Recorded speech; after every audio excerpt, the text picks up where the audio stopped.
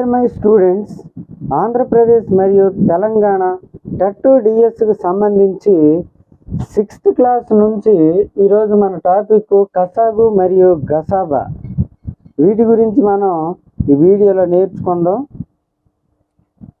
క్రిందనివ్వబడిన సంఖ్యలకు అన్ని కారణాంకాలు రాయండి. ఇక్కడ మనకు మొత్తం 5 ఉదాహరణలు ఉన్నాయండి. ముందు మనం మొదటి ఉదాహరణ ఒకసారి చూద్దాం. 24 యొక్క అన్ని కారణాంకాలు రాయండి. అంటే ఈ 24 ఏ ఏ సంఖ్యల చేత భాగింపబడుతుందో మనం ఒకసారి చూడాలి. 1 చేత 1 24, నెక్స్ట్ 2 చేత 2 12, 3 చేత 3 8, 4 చేత 4 6 24, 5 అవుతుందండి, 5 అవ్వదు, 6 6 4 24, 7 అవ్వదు, 8 8 3 24, నెక్స్ట్ 9 10 11 12 12 24, తర్వాత 24 1 24. ఇది చాలా మోస్ట్ ఇంపార్టెంట్ అండి. మొత్తం మనకు పరీక్షలు ఏ విధంగా అడగడం జరుగుతుందని అంటే 24 యొక్క కారణాంకాలు మనం ఎన్ని రాయగలం అని అడిగే అవకాశం ఉంది. ఎన్నంటే 1 2 3 4 5 6 7 8 మొత్తం ఎన్ని కారణాంకాలు రాయగలమని అంటే మొత్తం 8 కారణాంకాలు రాయగలం. అలాగే రెండో లెక్క 56, మూడోది 60, 4 80, ఇది 98. మొత్తం ఎన్ని కారణాంకాలు మీరు చేయాల్సి ఉంటుందండి. ఈ 4 కూడా ఇవి ప్రాక్టీస్ కింద మీకు ఇవ్వడం జరిగింది. నెక్స్ట్ రెండో లెక్క 128 సంఖ్యకు ఏ కనిష్ట సంఖ్యను కూడినా అది 5 చే నిశ్శేషంగా భాగించబడుతుంది. చూడాలి, 128 సంఖ్యకు ఏ కనిష్ట సంఖ్యను కూడినా అది 5 చే నిశ్శేషంగా భాగింపబడును. మోస్ట్ ఇంపార్టెంట్ అండి. ఇటువంటి మాదిరి లెక్కలు కూడా అడిగే అవకాశాలు ఎక్కువ ఉన్నాయి. 128 సంఖ్యకు ఏ కనిష్ట సంఖ్యను అంటే ఇక్కడ మనకు 4 ఆప్షన్స్ ఇవ్వబడ్డాయి, గమనించాలి. అయితే 128 సంఖ్యను 1ని మనం యాడ్ చేసినట్లయితే ఏమొస్తుంది? 129. అదే 2ని యాడ్ చేసినట్లయితే 128 + 2 ఎంత అవుతుంది? 130. వాడు ఏమన్నాడు? ఏ కనిష్ట సంఖ్యను కూడినా అది 5 చే నిశ్శేషంగా భాగింపబడును. అంటే ఇక్కడ మనకు 5 యొక్క భాజనీయత సూత్రం మనకు కంపల్సరిగా రావాల్సి ఉంది.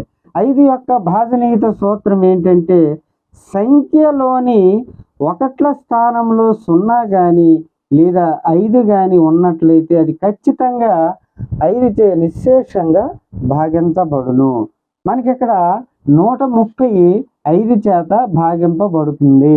5 2 10, 3 30, 5 6 30. అంటే ఇక్కడ ఏ కనిష్ట సంఖ్యను మనం కలిపితే అది 5 చే నిశ్శేషంగా భాగింపబడుతుంది అని అంటే ఆప్షన్ 2. మనకు కంపల్సరిగా భాజనీయత సూత్రాలు రావాలండి. నెక్స్ట్ ఇది కూడా మూడో లెక్క 276 సంఖ్య నుండి ఏ కనిష్ట సంఖ్యను తీసివేసినా అది 10 చే నిశ్శేషంగా భాగింపబడును. ఇక్కడ ఆప్షన్ 1లో 4 ఉంది, నెక్స్ట్ 5 ఉంది, 6 ఉంది, 8 ఉంది. 276 నుండి ఏ కనిష్ట సంఖ్యను తీసివేసిన 276 నుండి 4ని తీసివేస్తే ఎంత వస్తుంది? 272. అంటే ఇక్కడ 10 యొక్క భాజనీయత సూత్రం ఏంటంటే సంఖ్యలోని 1ల స్థానంలోని 0 ఉన్నట్లయితే 1ల స్థానంలోని 0 ఉన్నట్లయితే అది 10 చేత నిశ్శేషంగా భాగింపబడుతుంది. అలాగే 2 చేత భాగింపబడుతుంది, 5 చేత కూడా భాగింపబడుతుంది. ఇంతకు 2 యొక్క భాజనీయత సూత్రం ఏంటంటే సంఖ్యలోని 1ల స్థానంలోని 0 కానీ 2 కానీ 4 కానీ 6 కానీ 8 కానీ ఉన్నట్లయితే అది 2 యొక్క భాజనీయత సూత్రం అవుతుంది. 5 యొక్క భాజనీయత సూత్రం ఏంటంటే 1ల స్థానంలో 0 కానీ 5 కానీ ఉన్నట్లయితే అది ఖచ్చితంగా 5చే నిశ్శేషంగా భాగింపబడుతుంది. అయితే ఇక్కడ 276 నుండి ఒక 5ని తీసివేద్దాం. 6 నుంచి 5 తీస్తే 1, 271 అవుతుంది. కనుక ఇది రాంగ్ ఆన్సర్. నెక్స్ట్ 276 నుండి 6ను తీసివేస్తే 276 నుండి 6ను తీసివేస్తే 270.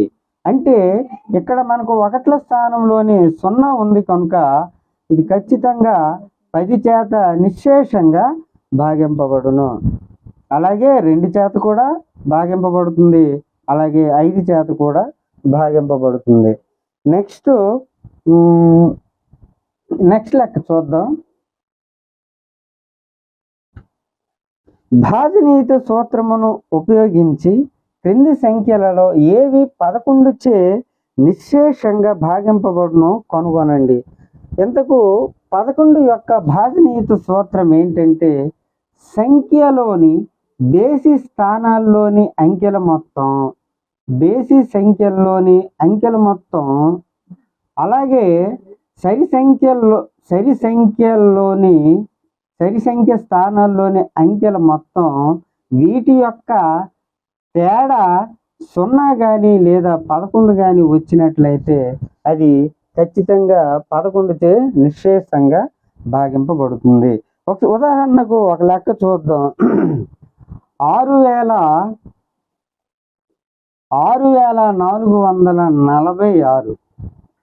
6446.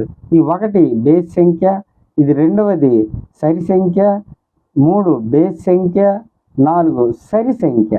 మనకు 11 యొక్క భాజనీయత సూత్రం ఏంటంటే బేసి స్థానాల్లోని అంకెల మొత్తం, సరి స్థానాల్లోని అంకెల మొత్తం, వీటి తేడా 0 కానీ 11 కానీ వచ్చినట్లయితే అది ఖచ్చితంగా 11 యొక్క భాజనీయత సూత్రం అవుతుంది.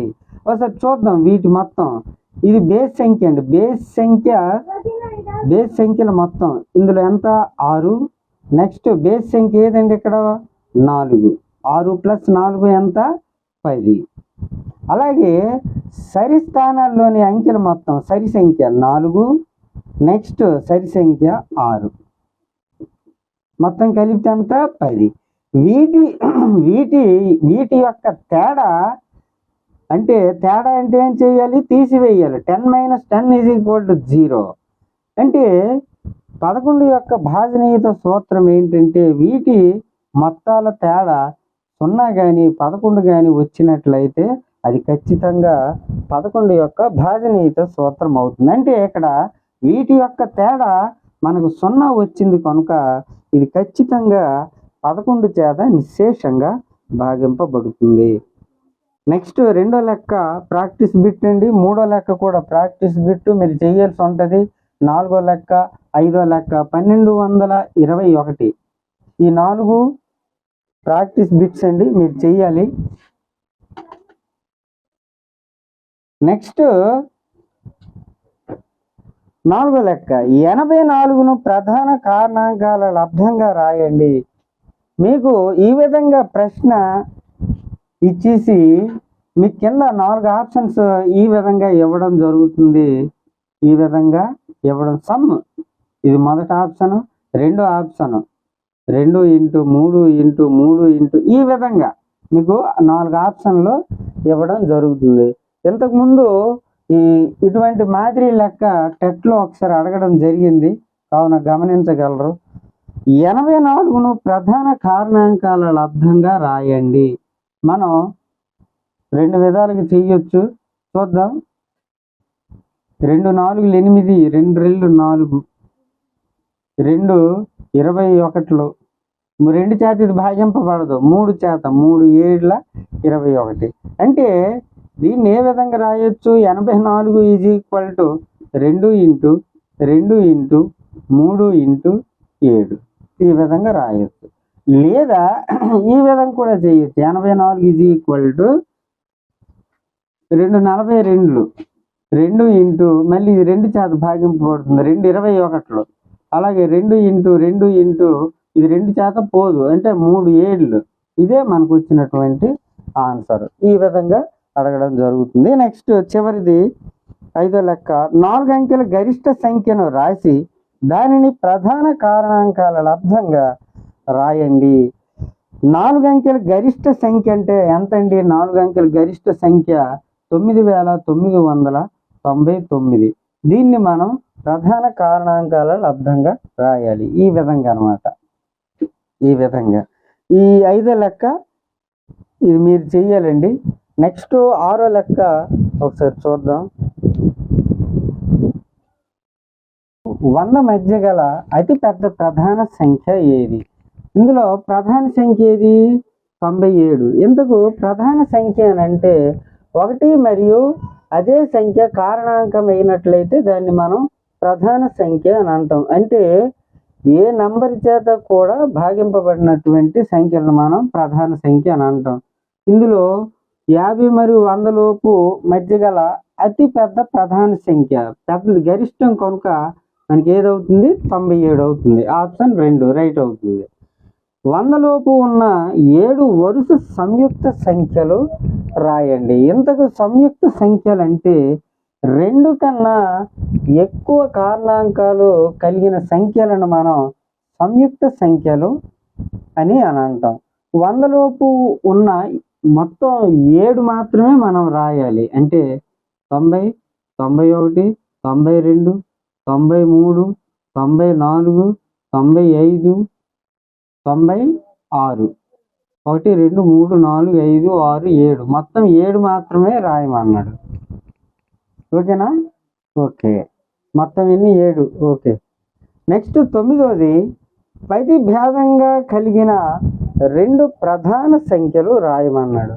10 భేదంగా కలిగిన అంటే ఇక్కడ ప్రధాన సంఖ్య 3, తర్వాత 13. అంటే 10 భేదంగా గల అంటే ఈ 2 సంఖ్యల మధ్య తేడా ఎంత? 13 నుంచి 3 తీస్తే 10. నెక్స్ట్ ఇంకో 2 ప్రధాన సంఖ్యలు ఇవి తీసుకుందాం, 7, 17. వీటి మధ్య తేడా ఎంత? 10. 17 నుంచి 7 తీస్తే 10. అంటే వాడు ఏంటన్నాడండి? 10 భేదంగా కలిగిన 2 ప్రధాన సంఖ్యలు. కావున 3, 13 ఒకటి, 7, 17 ఒకటి. 10వ లెక్క 2 పాల క్యాన్లలో వరుసగా 60 లీటర్లు 165 లీటర్ల పాలు ఉన్నవి. 2 క్యాన్లలోని పాలను కొలవగలిగే గరిష్ట పరిమాణం కలిగిన క్యాన్ను కనుగొనండి. ఇప్పుడు మన టాపిక్ ఇక్కడ కసాగు మరియు గసాబా 6th క్లాస్ నుండి మనం నేర్చుకుంటున్నామండి.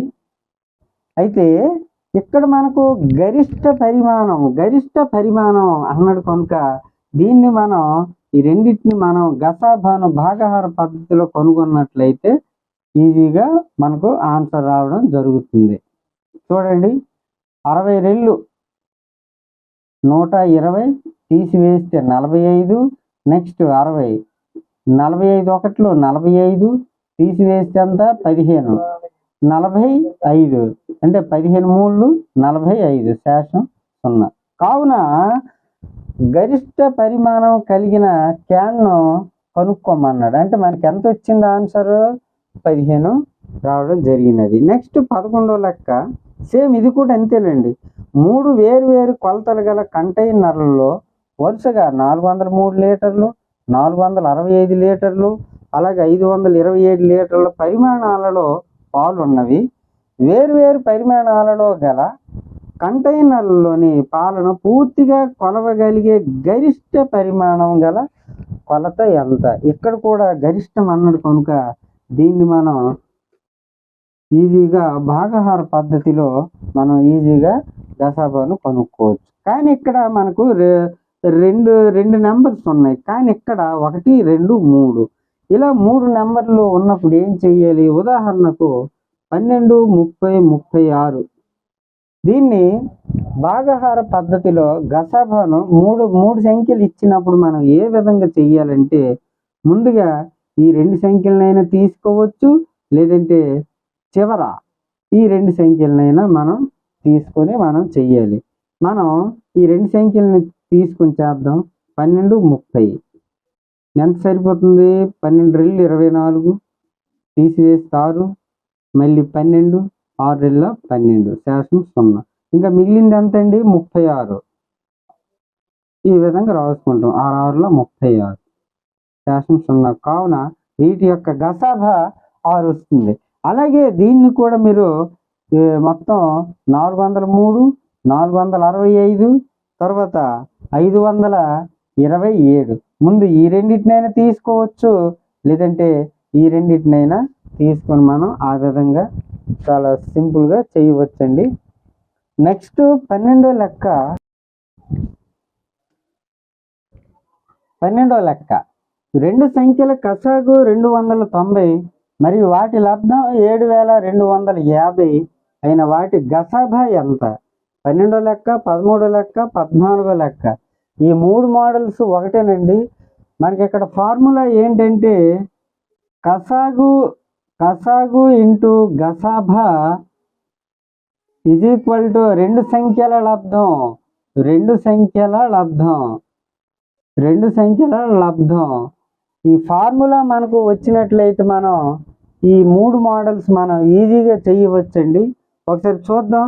రెండు సంఖ్యల కసాగు ఇక్కడ 290 ఇచ్చాడండి. కసాగు 290 ఇంటూ గసాభా మనకు తెలియదండి. గసాభాని కనుక్కోమన్నాడు. అంటే గసాభా = రెండు సంఖ్యల లబ్ధం. అంటే లబ్ధం ఇక్కడ ఎంత ఇచ్చాడు? 7250. మనకి ఇక్కడ గసాభా కావాలి కనుక గసాభా = 7250/290. 0 పోయింది. 29 25 725. కావున మన గసాభా ఎంత వచ్చింది? ఇక్కడ 25. నెక్స్ట్ 13వ లెక్క ఒకసారి చూద్దాం. 13వ లెక్క. 13 మనకి ఏమి అడిగాడు? ఇక్కడ రెండు సంఖ్యల లబ్ధం 3276, వాటి గసాభా 6 అయిన కసాగు ఎంత? సేమ్ ఫార్ములా అండి. మనకి ఇక్కడ లబ్ధం ఎంత ఇచ్చాడండి? 3276. వాటి గసాభా ఇంటూ గసాభా ఎంత ఇచ్చాడు? ఇక్కడ 6. అయితే కసాగును కనుక్కోమన్నాడు. కసాగు అప్పుడు ఏమవుతుంది? కసాగు = 3276/6. ఇప్పుడు చూడండి, 6 5 30, 2 27 అవుతుంది. 27 అంటే 6 4 24. ఇంకెంత మిగులుతుంది? 6 4 24 అంటే 3 మిగులుతుంది. 6 6 36. అంటే మనకి ఎంత వచ్చింది? ఇక్కడ 546 వచ్చింది. అలాగే 14వ లెక్క. రెండు సంఖ్యల గసాభా 6. ఇదే ఫార్ములా అండి. ఈ ఫార్ములా కనుక మీ మైండ్లో ఉన్నట్లయితే మనం ఈజీగా మనం చేయవచ్చండి. నెక్స్ట్ రెండు సంఖ్యల గసాభా. ఇక్కడ గసాభా 6 ఇచ్చాడండి. గసాభా. అలాగే కసాగు 36 ఇచ్చాడు. కసాగు 36 ఇచ్చాడు. = అందులో ఒక సంఖ్య 12 అన్నాడు. ఇక్కడ రెండు సంఖ్యల లబ్ధం అంటే ఇక్కడ మొదటి సంఖ్య ఒకటి ఉంటుంది. మొదటి సంఖ్య ఇంటూ రెండవ సంఖ్య. అదే కదండి రెండు సంఖ్యల లబ్ధం అంటే మొదటి సంఖ్య ఇంటూ రెండవ సంఖ్య. అయితే అందులో ఒక సంఖ్య మొదటి సంఖ్య అనుకుందాం. అందులో ఒక సంఖ్య 12 ఇచ్చాడు. రెండవ సంఖ్యని కనుక్కోమన్నాడు. అంటే అప్పుడు ఏమవుతుంది? 12 ఇంటూ రెండవ, మీకు అర్థం అవ్వాలని తిప్పి రాస్తున్నాం. రెండవ సంఖ్య = 36 ఇంటూ 6. దీన్ని ఎలా రాసాం, దీన్ని ఎలా రాసాం, మీకు అర్థం అవ్వాలని అంతే. ఇప్పుడు ఈజీగా ఉంటుంది. రెండవ సంఖ్య = 36 ఇంటూ 6/12 అవుతుంది. 12 3 36. దేర్ఫోర్ ఏమవుతుంది? 3 6 18. రెండవ సంఖ్య ఎంత వస్తుంది? మొత్తం 3 6 18. ఇదే మనకు వచ్చినటువంటి ఆన్సర్. చివరిది 15వ లెక్క. 15వ లెక్క 40, 56, 60ల యొక్క గసాభాను కనుగొనండి. ఇలా మనకు 3 సంఖ్యలు ఇచ్చినప్పుడు ముందుగా మనం ఏం చేయాలంటే ఈ రెండు సంఖ్యలనైనా తీసుకోవాలి, లేదా ఈ రెండు సంఖ్యలనైనా మనం తీసుకోవాలి. అయితే మనకి ఇచ్చినటువంటి లెక్క 40, 56, 60. ముందు ఈ రెండు సంఖ్యలను తీసుకొని గసాబు కడదాం. భాగాహార పద్ధతిలో చాలా సింపుల్ అండి. 40, 56.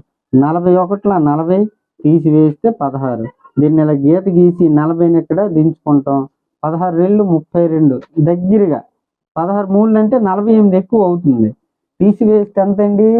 8. అంతేనా? మళ్ళీ 16ని ఇక్కడ రాసుకుంటాం. 8 రెళ్ళు 16, శేషం 0. అయితే మనకి ఇక్కడ విభాజకం ఎంత వచ్చిందండి? 8. 8 చివరిగా మిగిలింది ఎంత ఇక్కడ? 60. 8 ఏళ్ళు 56 తీసివేస్తే 4. ఆ 8ని ఇక్కడ రాసుకుంటాం. 4 రెళ్ళు 8, శేషం 0. అంటే 40, 50, 60ల గసాబా మనకి ఎంత వచ్చిందండి? 40. Okay friends, thank you. ఇంతవరకు మనం 6th క్లాస్ నుండి గసాబా మరియు కసాగు గురించి కొన్ని ముఖ్యమైన ఇంపార్టెంట్ లెక్కలు మనం చూసాం. నెక్స్ట్ వీడియోలో 7th, 8th సంబంధించి మనం నెక్స్ట్ వీడియోలో నేర్చుకుందాం. Thank you.